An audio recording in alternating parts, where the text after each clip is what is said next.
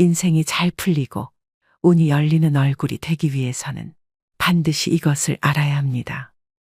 젊은 시절 아무리 부와 권세를 누렸어도 말년이 불행하면 의미가 없습니다. 젊어서 고생은 사서도 한다고 했지만 노년 시절 궁핍함은 인생에서 꼭 피해야 하는 세 가지 중 하나로 꼽히는데요. 특히 노년기에 오는 건강과 직결돼 있기 때문에 더욱 그렇습니다. 젊은 시절 한나라를 쥐락펴락하다시피 했으나 말년운이 좋지 않은 사례를 보면서 더욱 나의 말년운에 관심이 갑니다. 여러분, 보통 정해진 사주팔자는 바꿀 수 없다고 하지만 관상은 예외라는 것 아시나요? 관상학에 따르면 인상을 바꿀 수 있다고 하는데요. 말년운이 좋은 관상은 따로 있다고 하지만 혹 그렇게 생기지 않았더라도 너무 걱정 안 하셔도 됩니다. 말년운이 좋아지는 얼굴로 만들면 됩니다. 그래서 오늘은 불을 불러오는 관상 만드는 방법과 말년운이 좋은 관상은 어떤 특징이 있는지 살펴보겠습니다. 지금이라도 내 얼굴을 짚어보시고 오늘부터라도 말년운을 관리하시길 바랍니다. 말년복을 불러오는 관상 만드는 방법 첫 번째, 윤기 있는 피부입니다. 굳이 관상이 아니더라도 인상학적으로도 얼굴에 윤기가 있으면 훨씬 젊어 보인다고 하는데요. 얼굴이 푸석푸석하고 윤기가 없고 늘어지거나 피곤해 보인다면 사람들이 좋아할 리가 없겠죠. 관상학이나 인상학이나 결국은 사람의 눈으로 보고 판단하는 것이라는 겁니다. 여러분, 부티나는 얼굴을 한번 연상해 보세요. 앞서 말씀드린 푸석푸석한 피부, 피곤해 보이는 윤기 없는 얼굴을 가진 사람과 매칭이 되시나요? 관상학적으로도 얼굴에 윤이 나지 않는다면 절대 성공할 수 없다라고 말을 하고 있습니다. 일반적으로 성공한 연예인들을 TV에서 보면 얼굴에 윤이 반들반들하죠. 성공한 부자들, 유명한 정치인들도 예외가 아닙니다. 피부가 반들반들 하다못해 빛이 반사될 정도입니다. 타고난 자기 얼굴을 어떻게 관리하느냐에 따라 운명은 확 달라집니다. 사람의 생김새는 취향에 따라 분명 차이가 납니다. 이목구비가 그리 조화롭지 못해도 하지만 얼굴에 윤기가 나면 잘생기거나 예뻐 보이기까지 합니다. 심리학에서는 첫인상 효과라는 것이 있는데요. 어떻게든 남에게 나의 이미지를 좋게 심어주는 것은 중요한 일입니다. 하여 첫인상을 좋게 만드는 최고의 수단이 바로 윤이 나는 피부를 만드는 것입니다. 두 번째는 생기 있는 얼굴입니다. 지인을 만나면 이런 말 한 번씩 하시죠. 무슨 일 있어? 얼굴이 왜 이렇게 힘들어 보여? 얼굴이 폈네. 무슨 좋은 일 있어? 이렇게 얼굴에는 우리의 마음이 다 드러나게 됩니다. 또 사람을 보고 끼가 많아 보인다거나 공부를 잘하게 생겼다거나 착해 보인다거나 이건 역시 얼굴로 그 사람을 판단하는 것입니다. 그렇다면 마음이 활기차고 자신감이 있다면 이 또한 얼굴에 반드시 나타나게 되겠죠. 이처럼 상학에서도 생기가 있는 얼굴, 사기가 있는 얼굴이라고 구분하는 것입니다. 항상 긍정적으로 모든 것을 좋게 보려고 생각하셔야 됩니다. 얼굴이 푹 사가 있는 사람과 친해지고 싶은 사람은 아마 없을 것입니다. 운은 항상 자신의 마음에 의해 만들어지고 이 마음은 좋은 운이 생성될 때 가장 먼저 얼굴에 나타난다 하여 상학에서는 운이 다해지는 사람, 운이 하강하는 사람, 죽음의 그림자가 드리워지는 사람은 미간과 이마, 광대가 탁해진다고 하고 운이 살아나고 번영할 사람은 그곳에서 빛이 난다고 합니다. 되도록 나쁜 마음을 떨쳐버리셔야 이렇게 얼굴에 생기가 생겨 여러분의 운이 트이게 되는 것입니다. 세 번째는 미간을 피셔야 합니다. 관상학에서 미간은 행운이 들어오는 통로라고 했습니다. 미간을 찡그리면 대문을 잠그는 것과 같아 행운이 들어오지를 못합니다. 미간에 주름이 있다면 아침에 일어나서 엄지손가락으로 미간을 문질러 펴줘야 합니다. 그러면 뭉쳐진 근육이 풀리면서 어느 순간 미간이 환하게 펴지게 됩니다. 또한 근본적으로 미간을 펴는 가장 좋은 방법은 웃는 것입니다. 긍정적인 생각과 좋은 행동을 하면 자연히 미간이 펴집니다. 사소한 일이라도 즐거움을 부여해 웃으셔야 됩니다. 또 항상 상대에게 은은한 미소를 띄우셔야 됩니다. 심리학적으로도 웃음을 띤 얼굴이 그렇지 않은 얼굴보다 호감도가 훨씬 뛰어나다고 수도 없이 발표되었는데요. 이것이 운을 얻는 최고의 수단입니다. 즉, 미간을 펴야 인생도 펴집니다. 네 번째는 입꼬리를 올리셔야 됩니다. 입은 모든 물길이 모이는 바다이고 입술은 바닷물을 가두는 제방이라고 했습니다. 이런 제방은 물보다 높이가 높아야 합니다. 입꼬리가 위로 향하는 것은 제방이 물보다 높아 물이 넘쳐나지 않는 것과 같습니다. 반면 입꼬리가 처지면 제방이 터져 물이 넘쳐 흐르는 것과 같지요. 평소 좋은 생각을 하고 자주 웃으면 볼 근육이 발달해 양쪽 입꼬리가 위로 올라가게 돼 있습니다. 반면 부정적인 생각과 우울한 마음을 가지면 볼 근육 대신 이마와 미간에 부정적인 근육이 발달하게 됩니다. 따라서 입꼬리가 처지고 이마와 미간에 주름이 생겨 부정적인 사람이 됩니다. 입꼬리를 올리면 행운을 머금고 있어 행운이 빠져나가지 못하게 됩니다. 말년운을 부르는 관상 만드는 방법 4가지를 말씀드렸습니다. 관상학자들이 말하는 나쁜 운을 좋은 운으로 바꾸는 개운의 방법은 의외로 간단합니다. 항상 편안한 마음으로 사물을 긍정적으로 바라보고 생각하는 것. 그렇게 하루 이틀 정진하다 보면 나도 모르게 관상이 바뀌게 되고 결국 운명까지도 바뀌게 됩니다. 화와 복은 문이 따로 없으며 오직 사람이 스스로 불러들인다고 했습니다. 자신의 얼굴과 운명은 스스로 만들어 나가는 것입니다. 물론 처음에는 어렵겠지만 이를 습관화한다면 분명 좋은 운이 들어올 것이며 부귀와 공명 또한 얻게 될 것입니다. 이 작은 변화만으로도 여러분의 운은 좋아질 수 있다는 점을 명심하셔야 됩니다. 얼굴로 모든 것을 꿰뚫어보는 천재 관상가의 이야기를 다룬 영화 관상에서는 시종일관 얼굴 하나만으로 사람의 성격과 미래를 점쳤고 그것은 절대 빗나가지 않았습니다. 과연 내 관상은 어떨까? 평소 이런 궁금증을 가지시는 분들이 많을 거라고 생각되는데요. 관상학에서는 인간을 소우주로 봅니다. 그래서 겨우 눈, 코, 입이 들어가는 작은 얼굴 속에도 하늘, 땅, 별, 해 등을 의미하는 부위가 있습니다.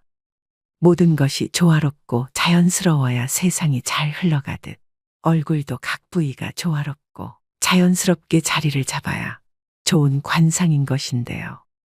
그렇다면 복 있는 관상, 장수하는 관상은 무엇일까요? 먼저 이마입니다. 관상학에서 하늘을 뜻하는 것은 사람의 이마입니다. 그래서 이마가 훤하게 넓고 두상이 둥글면 하늘의 기운을 잘 받았다고 봅니다. 하늘의 기운은 조상의 음덕을 말합니다. 태어날 때부터 많은 것을 타고났다는 말입니다. 이마가 잘생겼다면 초년에 큰 어려움 없이 재능, 건강, 재물, 강한 정신력 등을 물려받았다고 봅니다. 이마 가장자리의 생김새도 중요합니다. 이마의 가장자리를 조상의 복덕을 받는다고 하여 복덕궁이라고 부르는데 그 부위가 머리카락으로 덮이지 않고 훤하게 열려 있어야 좋은 관상이라고 말합니다. 다음은 눈입니다. 관상학에서는 왼쪽 눈을 해, 오른쪽 눈을 달이라고 봅니다. 눈이 지혜를 뜻하며 해처럼 밝게 빛나고 눈동자가 검으면 지혜로운 관상이라고 합니다. 만약 좋은 이마를 타고났어도 눈에 힘이 없고 흐리멍덩하다면 소용이 없습니다. 조상에게 좋은 음덕을 받았더라도 지혜가 없어 그것을 다 날리는 꼴인데요. 유력 인사들을 보면 하나같이 눈빛이 강하고 밝게 빛납니다. 또 눈과 눈썹은 멀수록 좋고 눈썹이 높으면 출세와 명예가 높아집니다. 눈썹이 지나면 체력이 좋으며 말년에 문서복과 부동산복이 늘어납니다. 또 눈썹이 좋으면 귀인의 도움을 받을 수 있으므로 어려움을 잘 극복하는 다복한 말년이 예상됩니다. 그 다음은 코입니다. 코는 산과 같습니다. 높은 산맥처럼 힘있게 우뚝 솟은 것이 좋습니다. 또한 오장육부를 상징하고 있기 때문에 실하고 풍대한 코가 좋은 코라고 보는데요. 장수하는 어르신을 보면 대부분 코가 큽니다. 코가 작다는 것은 오장육부가 약하게 태어났다는 뜻이고 수명이 짧을 수 있으므로 건강관리를 잘해야 합니다. 코가 크고 높으면 자존심이 강하고 스스로 무엇을 하고자 하는 욕구도 강합니다. 다음은 광대뼈입니다. 코가 산이라면 광대뼈는 바위를 뜻합니다. 덩그러니 우뚝 솟은 산은 모진 풍파를 맞지만 양옆에 바위가 있으면 덜한데요. 코가 자신이라면 광대뼈는 옆에서 도와줄 조력자입니다. 배우자, 가족, 친구, 이웃, 직장 동료 등을 의미합니다. 그래서 코 못지않게 광대뼈의 모습도 중요합니다. 관상학에서는 광대뼈를 광골이라고 하며 이 광골이 둥글고 앞으로 발달되어야 좋다고 봅니다. 만약 광대뼈가 옆으로 발달하면 코와 멀어지는 형상이어서 가까운 사람에게 배신을 당할 수 있습니다. 코가 높고 광대뼈도 적당하게 발달해야 가정도 편안하고 사업도 번창하는 좋은 관상입니다. 다음은 입입니다. 윗입술보다 아랫입술이 도톰하고 입이 크면 좋은 관상입니다. 입술이 도톰하고 뚜렷하면 말년운이 좋다고도 합니다. 입꼬리가 약간 올라가도 좋은 관상인데요. 이마가 의미하는 조상의 음덕을 그릇으로 고스란히 바치는 꼴이기 때문입니다. 올라간 입꼬리는 조상의 음덕을 말년까지 두고두고 누리는 것을 의미합니다. 인중이 길면 수명도 길고 말년이 편안하며 자손도 번성한다고 하는데요. 또한 인중이 길면 인내심도 강합니다. 인중이 좁고 짧고 얕은 사람은 그릇이 작고 이해심이 부족합니다. 말년의 기력이 약해져서 건강 관리를 잘해야 하고 자식과의 연이 적습니다. 만약 여러분들 중에 입이 빈약하다면 웃을 일이 없다고 하여도 꼭 많이 웃기를 바랍니다. 입은 중년과 말년의 모든 복을 담는 그릇이 되기 때문입니다. 다음은 턱입니다. 턱은 나의 인생을 떠받쳐주는 역할을 하고 재산을 모으고 축적하는 곳인데요. 땅 부자 중에는 턱이 잘 발달된 사람이 많습니다. 약간 각진 듯 둥근 턱이 좋은 턱으로 여겨집니다. 턱의 두께는 살이 많으면서 탄력이 있어야 좋고 턱 주위가 둥글어 마치 U자형처럼 풍만하고 여유 있게 보이는 턱이 좋은 턱입니다. 턱은 집터와 같기 때문에 좌우 아래가 넓고 크고 두껍고 단단할수록 좋습니다. 이런 턱은 노년의 풍요로운 삶을 영위할 수 있고 아랫사람들이 잘 따르게 됩니다. 관상학에서는 턱은 노복궁이라고 하며 주위 사람들이 나를 얼마나 믿고 따르고 도와주느냐를 보는 부분이기도 합니다. 따라서 턱이 넓고 크면 내가 부릴 수 있는 사람, 나를 따르는 사람이 많다는 의미가 됩니다. 즉 한마디로 아랫사람의 덕이 있고 자녀도 효도하게 됩니다. 반면 턱이 좁고 작으면서 약하면 내가 부릴 수 있는 사람, 나를 따르는 사람이 없어 어떤 일이든 나 혼자 해야 합니다. 또한 뺨 아래가 움푹 파였거나 뾰족하면 경제적 어려움을 겪으며 주위 사람들이 나에게서 멀어져 외로워집니다.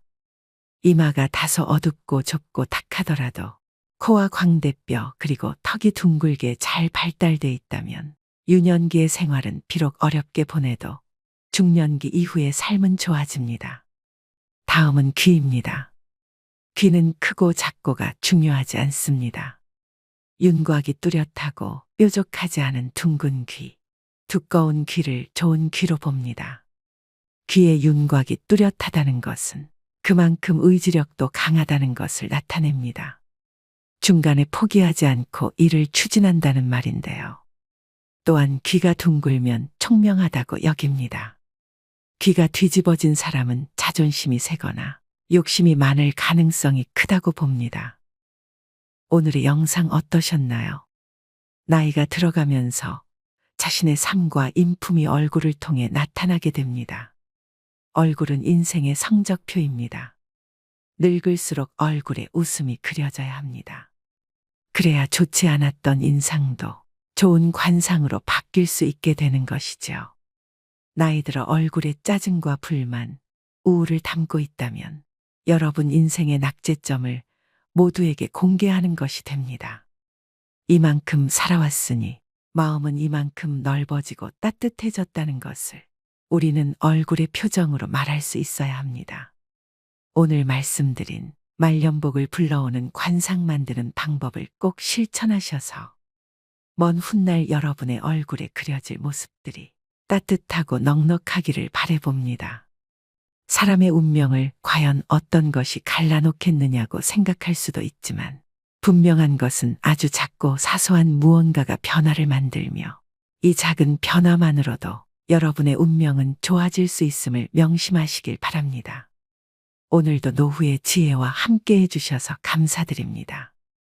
황금빛으로 무르익어가는 여러분의 지혜로운 인생을 언제나 응원합니다.